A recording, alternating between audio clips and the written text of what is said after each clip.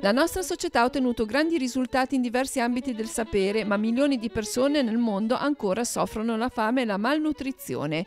La constatazione costituisce il punto di partenza della riflessione proposta da Papa Francesco dinanzi ai partecipanti alla 42esima sessione del Consiglio dei Governatori del Fondo Internazionale per lo Sviluppo Agricolo.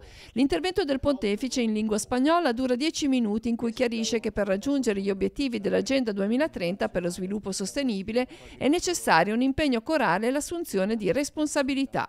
Esorto coloro che hanno responsabilità nelle nazioni e negli organismi intergovernativi, nonché coloro che possono contribuire dal pubblico e privato a sviluppare i canali necessari affinché possano essere attuate misure adeguate nelle regioni rurali della terra, in modo che possano essere responsabili delle loro produzioni e del progresso.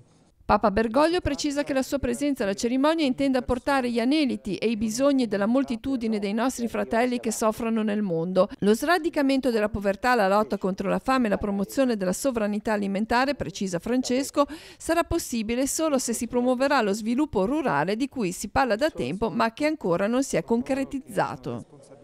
Sarebbe necessario concedere il protagonismo diretto a coloro che sono colpiti dall'indigenza, senza considerarli meri destinatari di aiuti che possono finire per generare dipendenze.